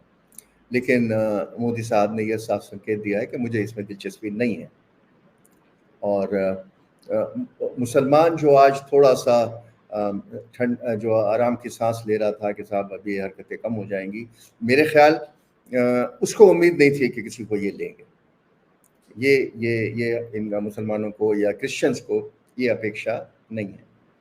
अब इसका सलूशन क्या है, ये देखिए आपके पास, हमारे पास आज की तारीख में नहीं है, अपार्ट फ्रॉम द फैक्ट कि हम अपनी जनता को एडुकेट करें अगेंस्ट कास्टिज्म, अगेंस्ट कम्युनलिज्म, और जनता को ये बताएं कि साहब हमें एफर्मेटिवली इनको आगे बढ़ाना है, इनका हाथ पकड़ना है, और जिसको हम अपीजमेंट कहते हैं उसको अपने जहन से निकाल के किसी ना किसी तरह से, क्योंकि एक टाइम वो भी आपको याद होगा जब 68 या 70 मुसलमान जीत के आए थे, बिल्कुल राजीव गांधी साहब की शायद सरकार चुन के आई थी, तो 70 से लेके और 24 तक आ जाना, ये आपको दर्शाता है कि पिछले 10 साल की कम्युनल राजनीति ने हिंदुस्तान के दिल पे कितना बड़ा छुरा भुका है। ये this is an attack on us, हमारी आपकी जहनियत पे, कि 70 के नंबर होके वो 24 पे आ गए हैं। और वो 24 भी क्यों आए, क्योंकि आप क्या बोलते हैं, यूपी में 3-4 जीत के आ गए, वो भी नहीं होता, ये तो बल्कि 20 हो जाते हैं।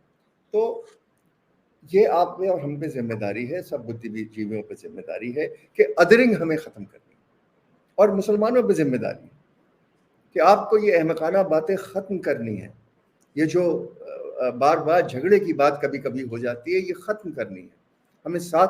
मैंने किसी दोस्त से कहा कि अगर बीजेपी हारी है, ये मौका नहीं है कि आप इस पर ग्लोट करें, ये मौका नहीं है कि अपने आप घर में दिए जलाएं, क्योंकि 240 बहुत बड़ा नंबर होता है। ये जो हार है ये केवल सांकेतिक हार, आपको ग्लोट करने का टाइम नहीं है, आपको ये टाइम है कि आप दूसरे को मुबारकबाद दें कि भाई आपने हमारा साथ दिया है, अच्छी वोटिंग की है और हम आपके साथ हैं। और तो कोई मेरे पास इसका कोई आसान आंसर नहीं है। इस बार ये वैसे ब्यूरोक्रेसी में अच्छी चीज हुई कि यूपीएससी में मुस्लिम नुमाइंदगी इस बार काफी चुन कर आए हैं मुस्लिम्स आईपीएस आईएएस में। लेकिन ये भी दौर है कि सुदर्शन टीवी जैसा कोई चैनल है जो 2 साल पहले नौकरशाही जिहाद चलाने लगा कि मुस्लिम जो चुन कर आ रहे हैं उसमें भी कोई जिहाद है, जो मामला सुप्रीम कोर्ट तक गया। तो देश में जो माहौल बनाया गया है पिछले 10 साल में, क्या ये लगता है कि ये स्थितियां बदलेगी, पहले जैसे हालात होंगे? हालांकि मैं ये नहीं कहूंगा कि 2014 के पहले एकदम गंगा जमनी तहजीब थी और एकदम भाईचारे की नदी बह रही थी।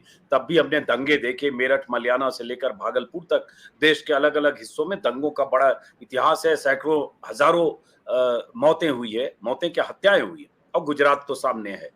तो फिर भी 10 साल में जो हेट्रेड बढ़ा, पहले क्या होता है कि कहीं दंगा हुआ मेरठ में, मलियाना में, भागलपुर में, देश के किसी भी हिस्से में, उस इलाके में 2 दिन, 4 दिन, 10 दिन में जो हिंसा हुई। लेकिन अभी क्या है कि एक ऐसी हिंसा है जो मानसिक हिंसा, शाब्दिक हिंसा, और उस हिंसे की जद में आपका पड़ोसी भी है, बगल वाला भी है, आपके जा रहे दुकान पर भी है, और कोई पीटते पीटते मार दे रहा है। कहीं लिंचिंग की घटनाएं हुई, जय श्री राम बोलने के लिए मार रहा है। ये जो चीजें बढ़ी है, हालांकि मैं कहूंगा 2 साल में थोड़ा कम दिखा, पहले ज्यादा था। तो इसमें कोई बदलाव देखते हैं आप आने वाले कुछ सालों में? नहीं, देखिए, ये बदलाव तो पॉलिटिकली ही आ सकता है, क्योंकि पॉलिटिकली ही आपने ये दरार क्रिएट की। हमारे बच्चे जो कॉलेज में पढ़ते हैं, मैं तो जामिया में रह चुका हूँ, वहाँ पर 50% मुसलमान हैं, 50% हिंदू हैं या नॉन मुस्लिम हैं। वहाँ दिवाली मनाई जाती है हॉस्टल में, वहाँ होली मनाई जाती है हॉस्टल में, बल्कि लव जिहाद की जो बातें आप लोग करते हैं, वहाँ लड़के लड़कियों में शादियां भी होती हैं। वहाँ कोई भावना नहीं। अरे भाई, मुख्तार अब्बास नकवी ने लव जिहाद कर रखा है, अगर वो लव जिहाद है तो। नहीं, मेरा मतलब आपसे, मेरा मतलब this is a generic term. समझ गया, लेकिन मैं बीच में इसलिए बोल रहा हूँ कि दर्शक ये न समझ लें कि मैं ऐसा बोल रहा हूँ, अपनी सफाई पेश कर दे रहा हूँ। नहीं, ये हिंदू मुसलमान साथ रहते हैं, इसमें कोई प्रॉब्लम है नहीं। लेकिन जब पॉलिटिकली आप दरार जान जान के क्रिएट करते हैं, अगर एक वर्ग को आप बताएंगे कि आपको प्रोत्साहन मिलेगा अगर आप फलानी हरकत करेंगे, अगर आपको टिकट मिल जाएगा पॉलिटिकली किसी पार्टी का, अगर कहीं जुम्मे की नमाज पढ़ी जा रही है उसको जाके रोक दीजिए तो आपको टिकट मिल जाएगा, आपकी समाज आपकी तारीफ करेगी, आप भगवा एक कॉलर पहन के आप दादागिरी करेंगे। अगर आपको ये शय मिलेगी आपके एडमिनिस्ट्रेशन से, आपके पुलिस से, तो ये वारदात कम नहीं हो सकती। मेरा ये अब मानना है कि चूंकि ये सरकार ऐसी मिलीजुली सरकार आई है जिसमें 2 पावरफुल घटक, एक जिनको आप लोग वैसाखी कह रहे हैं, मैं दीज आर एक्चुअली शोल्डर्स, इसके पिलर्स हैं ये गवर्नमेंट के। और उसके अलावा आप भूल रहे हैं कि 232 इंडिया गठबंधन आया है जिसमें 100 लोग कांग्रेसी हैं। तो इस सब चीज पे अंकुश लगेगा। ये this is not a free run today. Parliament में भी वो बात होगी, हालांकि पार्लियामेंट में तो आजकल आपके स्पीकर का फैशन है, निकाल दें, उठा दें, पटक दें, वगैरह वगैरह, लेकिन वो भी आसान नहीं होगा। अब तो आसान नहीं होगा सर, क्योंकि विपक्ष की स्ट्रेंथ बढ़ गई और पक्ष की स्ट्रेंथ कम हो गई, मतलब आप बहुमत से नीचे। और एक बात आप ख्याल रखें, डिस्ट्रिक्ट एडमिनिस्ट्रेशन में जो आपका डिप्टी कमिश्नर है, कलेक्टर है, कप्तान है, सुपरिटेंडेंट पुलिस है, वो इशारा देखता है, ये सब कुछ वो देख रहा है कि हवा बदल रही है। जिस दिन हवा इधर, मैं तो कहूंगा इसमें जुडिशरी को भी ऐड कर दूंगा, सब, जी हाँ, तो ये सब संकेत देख रहे हैं कि भैया हवा बदल रही है। और ये भी सही है कि जब आप लोग एनालिसिस कर रहे थे कि 230, 240, 250 आएंगे, आप सबको मालूम था, अजीत भाई आपको भी मालूम था कि ये 200 से कम भी हो सकते हैं, ये बहुत मुमकिन है। तो लेकिन आप लोग सब, और इसमें आप भी शामिल हैं बाय द वे, कि सब लोग केयरफुल थे कि यार अगर 250 से कम हम लोगों ने बता दिया तो लोग कहेंगे तो हमारी कम हो गए तो क्या होगा, क्या नहीं होगा। सबको ईमानदारी से मालूम था कि हवा बदल चुकी है, जनता चुनाव लड़ रही है, जनता के पास सरमाया नहीं है, जनता के पास पैसे नहीं है, जनता के पास एडमिनिस्ट्रेशन नहीं है, जनता के पास उतनी पॉलिटिकल शक्तिशाली पार्टी नहीं, और कांग्रेस जैसी पार्टी का खाता फ्रीज कर दिया आपने, खाता फ्रीज हो गया। तो इस सब के बावजूद ये चुनाव जनता लड़ी है और जनता ने ये संकेत दिया है और सबसे बड़ी स्टेट में ये संकेत दिया है कि भाई हम लोग भी खड़े हो सकते हैं। और ये सबसे पहले आपका सीआई सर्कल इंस्पेक्टर समझता है, सबसे पहले आपका एसएचओ समझता है कि ये कुछ गड़बड़ हो रही है।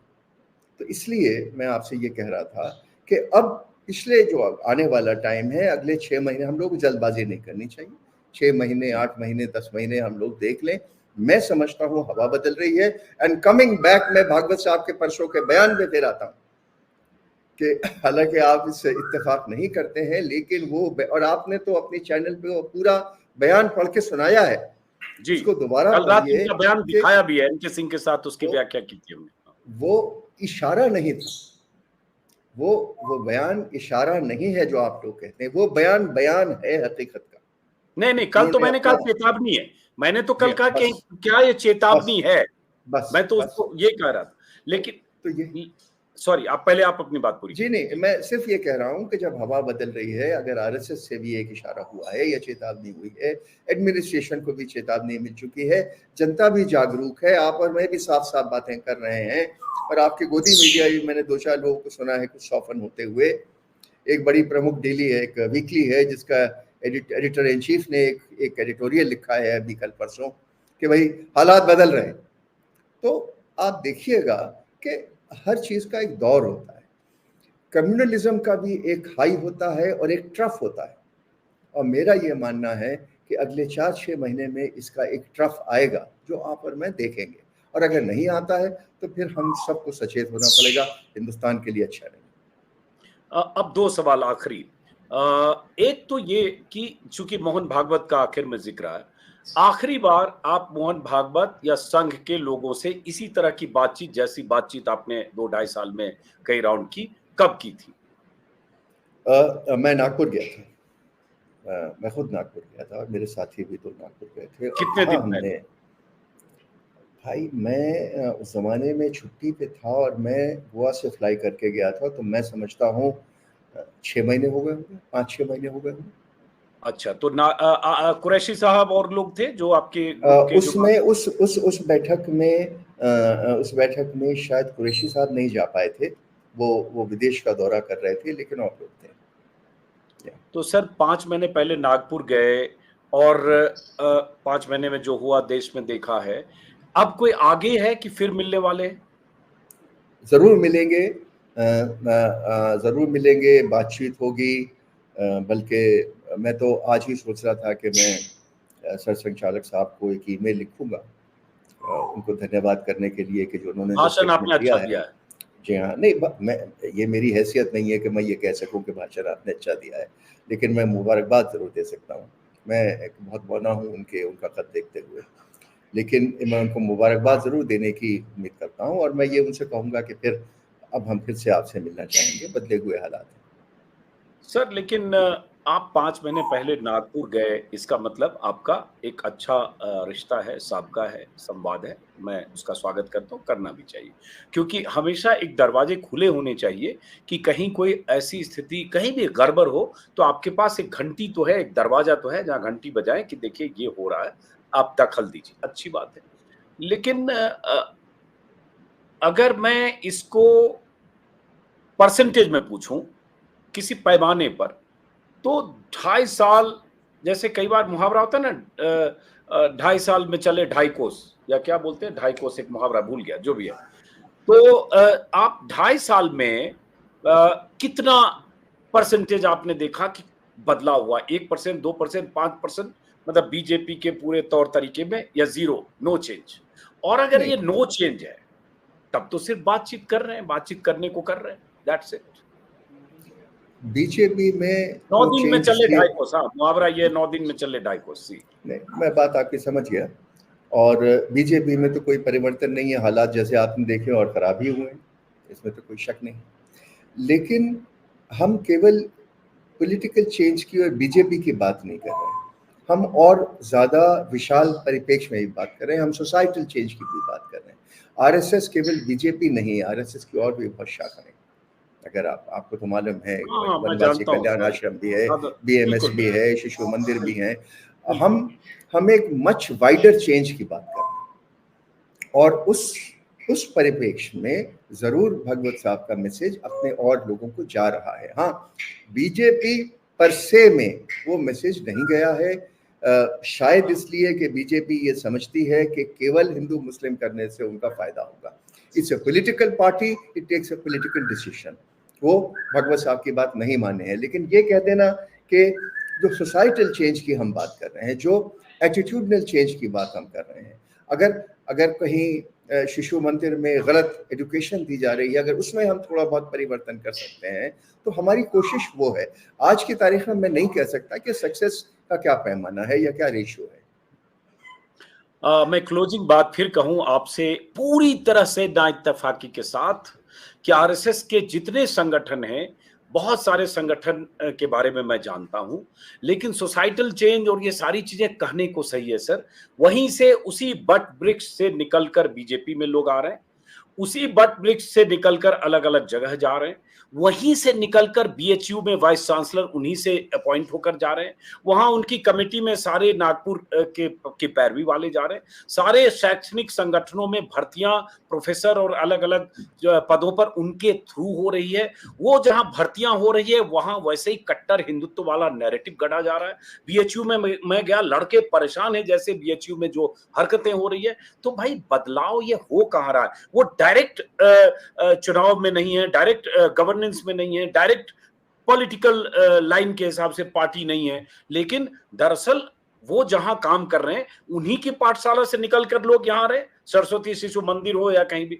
तो मुझे लगता है ठीक है, उम्मीद पर दुनिया कायम है, उम्मीद आप लगाइए, लेकिन मैं कहूंगा हाथी के दांत खाने के और दिखाने के और है। एक हाथी का दांत नागपुर में है जो बृहत्तर बात करता है, और एक दिल्ली में है जो सत्ता में चलाते। दोनों में सहमतियां असहमतियां जरूर हैं, लेकिन मैं इसमें आखिर में क्लोज करते वक्त आप असहमति दर्ज कर सकते हैं। मैं किसी सूरत में नहीं मानता कि अगर संघ प्रमुख और संघ चाह ले कि बीजेपी इस तरह से नफरत की राजनीति नहीं करे तो कोई भी बदलाव नहीं होगा, ऐसा मेरा मानने को दिल नहीं चाहता। इसलिए मैं बार बार यही कह रहा हूं कि हाथी के दांत खाने के और दिखाने के और हैं, और संवाद का रास्ता भी खुला रहे, ये भी मैं मानता हूं। हर समय बातचीत के जरिए ही बेहतर रास्ता निकलता है। आप बातचीत करते रहें, लेकिन बातचीत से जब नाउमीदी दिखती है तो इसे दर्ज भी करना चाहिए। हर समय उस संगठन की या उस संगठन के मुखिया से उम्मीद लगाकर तारीफ करें, और वो संगठन का मुखिया या तो लाचार हो या उस तरह से जो वादा करे उसको निभा ना पाए, तो मुझे लगता है ये भी रिकॉर्ड पर आना चाहिए नजीब जंग साहब 2.5 साल बाद। नहीं, देखिए अजीत भाई, इसमें तो ये मानना पड़ेगा कि आपके और मेरे विचार में डिफरेंसेस हैं। मेरा ये मानना है कि ये रास्ता बहुत कठिन है।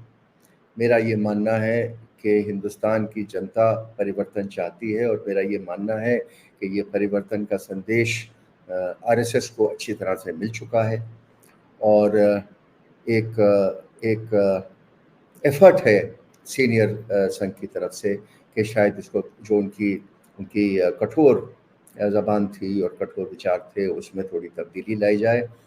आपके जो विचार हैं वो मैं एक्सेप्ट करता हूँ विद रिस्पेक्ट, क्योंकि आपके विचार से मेरे बहुत दोस्त इत्तेफाक करते हैं, लेकिन मैं अपनी कोशिश जारी रखूँगा। मुझे ये मालूम है कि मेरा रास्ता कठिन है, हो सकता है कि मैं फेल कर जाऊँ। एक 74-75 साल की उम्र में मैं ये कोशिश कर रहा हूँ, और मेरे पास कोई सरमाया नहीं है। एक हम 4-5 दोस्त हैं, हम कोई पॉलिटिकल पार्टी नहीं है, हम पॉलिटिकल पार्टी बनाना नहीं चाहते हैं, हम किसी पॉलिटिकल पार्टी के साथ नहीं हैं। तो उसको देखते हुए हम अपनी सिर्फ कोशिश जारी रखना चाहते हैं। आप लोगों के माध्यम से, प्रेस के माध्यम से, अपने लिखने पढ़ने के माध्यम से ये संदेश हम जनता को देना चाहते हैं कि हिंदुस्तान को एकजुट होने के लिए ये जो संकीर्ण विचारधाराएं हैं, इनसे हमें ऊपर उठना पड़ेगा। संकीर्ण धार्मिक विचार हैं, इनसे हमें ऊपर उठना पड़ेगा। अपने बच्चों को तालीम देनी पड़ेगी कि हिंदुस्तान में वो पोटेंशियल है जो प्राइम मिनिस्टर बार बार कहते हैं विशाल देश होने का। हिंदुस्तान में पोटेंशियल है, लेकिन अगर हम अपने दरवाजे बंद रखेंगे, सोच बंद रखेंगे, तो हम अपने मुल्क को भी तबाह कर लेंगे, अपनी फैमिलीज को भी तबाह कर लेंगे। तो आपकी चैनल से मेरा प्लीज़ ये संदेश है सब लोगों को कि अपने दिमाग खोल दीजिए, अपनी कास्ट को अलग रख दीजिए, अपने धर्म को अलग रख दीजिए, हिंदुस्तान के बारे में सोचिए, अपने नेबर के बारे में सोचिए, अपने बच्चों को तालीम दीजिए, और तालीम सेकुलर तालीम दीजिए, मॉडर्न तालीम दीजिए, जिसमें अपने रिलीजियस तालीम आप देना चाहते हैं ज़रूर दीजिए, लेकिन मॉडर्न तालीम में mathematics, computer, physics, chemistry, medicine, engineering, English के बिना आप तरक्की कर ही नहीं सकते। जब हमने 1973 में मध्य प्रदेश सर्विस ज्वाइन की थी, तो उस जमाने में हिंदी का दौर था, आपने इंग्लिश के टाइपराइटर खत्म कर दिए, हिंदी बोलना बंद हो गया, अब उसका इंग्लिश बोलना बंद हो गया। उसका नतीजा ये हुआ कि हमारे अफसरान जब दिल्ली आए सेंट्रल सेक्रेटेरिएट में, तो उनको इंग्लिश लिखना भूल गए थे। तो इंग्लिश है और लैंग्वेजेस हैं, ये हमें, और हमारी जो सेक्युलर थिंकिंग यूनिवर्सिटीज़ हैं, इनको आपको इनकरेज करना है। आपको जामिया मिलिया इस्लामिया को, आपको जवाहरलाल नेहरू यूनिवर्सिटी को, आपको जादवपुर यूनिवर्सिटी को, सिर्फ आप आईआईटी की बात करते हैं, सिर्फ आप आईआईएम की बात करते हैं। ये पुरानी यूनिवर्सिटीज़ हैं, 100 साल, 150 साल में, जिसमें कास्टिज्म और कम्युनलिज्म दूर दूर से नहीं है। आप यहाँ बैठे हुए भाजपाई अलीगढ़ मुस्लिम यूनिवर्सिटी को समझते नहीं है कि वहाँ क्या तालीम दी जाती है। It is not a den of terrorists that people say. It's a modern university. It's the only university जहाँ राइडिंग भी हो रही है, स्विमिंग भी हो रही है, टेनिस भी हो रहा है, बच्चे एक दूसरे के साथ रह भी रहे हैं, हिंदू भी हैं, मुसलमान भी हैं, और फिर मैं आपसे कहता हूँ लव जिहाद भी है। तो इस सब परिप्रेक्ष्य में हम सब एक हैं। आपकी पूरी बात से मैं सहमत हूं, इसमें कहीं मेरी असहमति नहीं है। आपने शायद शुरुआती कमेंट में इसमें कहा कि हमारे आपके विचार नहीं मिलते, ऐसा नहीं है। 100% हम एक ही तरह से सोचते हैं जो आप कह रहे हैं। मैं भी मानता हूं कि मजहब और धर्म की तालीम हो, आप एक दूसरे के धर्म शास्त्रों को पढ़ें, लेकिन साथ में दुनिया भर की वो बातें पढ़ें, अलग अलग विषय में आप पारंगत हों, जो आपने जिक्र किया, दोहराऊंगा नहीं। एक ही चीज सिर्फ मैंने कहा कि मुझे आरएसएस और बीजेपी में इतनी दूरी नहीं दिखती कि आरएसएस एकदम सेकुलर फैब्रिक के पक्ष में, हिंदू मुसलमान के बीच भाईचारे, गंगा जमनी तहजीब के लिए चिंतित हैं संघ प्रमुख, और मोदी आउट ऑफ कंट्रोल होकर कर रहे हैं। मैं सिर्फ यहां असहमति दर्ज करता हूं। बाकी मेरी पूरी आपकी फिलॉसफी से, आपके लिए जो आप आइडिया ऑफ इंडिया जो आप सोचते हैं, उसमें 100% अजीत अंजुम नजीब जंग के विचारों से अपने विचार के सहमति जताता है, ताकि मैं भी गलत न समझा जाऊं, आप भी गलत न समझें। और मैं ये भी कहूंगा कि बातचीत होती रहनी चाहिए, बातचीत के रास्ते नहीं बंद होने चाहिए। मैंने तो इसलिए कहा सर कि कल को कहीं कुछ हो जाए, कोई लिंचिंग की घटनाएं हो जाए, कोई बीजेपी रूल्ड स्टेट में सत्ता बेलगाम हो जाए, तो कोई दरवाजा तो आपके पास हो कि जाके आप नागपुर में कहें कि हमारा एक्सेस मुख्यमंत्री तक नहीं है, लेकिन ये जो हो रहा है, जघन्य हो रहा है, कोई कॉल तो जा सके। तो इसलिए बातचीत भी होनी चाहिए। मैंने सिर्फ ये कहा कि कई बार हम बहुत उम्मीद लगाते हैं और उस उम्मीद में हम खामियों को भी ढक कर चलते हैं, क्योंकि बातचीत के दरवाजे खुले। तो इसलिए शायद इसलिए आप का कुछ बंधन होगा। मेरी राय से। हाँ अजीत भाई, वो गालिब का एक शेर है कि एक ब्राह्मण ने कहा है कि ये साल अच्छा है, अच्छा, इसी उम्मीद पे हम लोग चले। बिल्कुल, दुनिया कायम। बहुत अच्छा लगा आपसे बात करके, और मैं चाहूंगा कि उसके बाद, अभी तो मैं दिल्ली से बाहर हूं, 2-3 महीने बाद एक बार लंबी बातचीत हम करेंगे, जिसमें तमाम मसलों पर और खास तौर से मुस्लिम से जुड़े मसलों पर विस्तार से बहुत सारी बातें, एसवाई कुरैशी साहब ने जो किताब लिखी है उस किताब के संदर्भ में भी, और ओवरऑल बात करेंगे। बहुत अच्छा लगा नजीब जंग साहब, मेरी कोई आपसे असहमति नहीं है, मैं फिर दर्ज कर रहा हूँ। आइडिया ऑफ इंडिया हमारे और आपके लिए कॉमन है। लेकिन आज मुस्लिम से कम बात हुई और आरएसएस पे ज्यादा बात हो गई। कोई बात नहीं, इसलिए उस बात पर हम दोबारा विस्तार करेंगे, फिर बात करेंगे। बहुत बहुत शुक्रिया सर, बहुत बहुत शुक्रिया।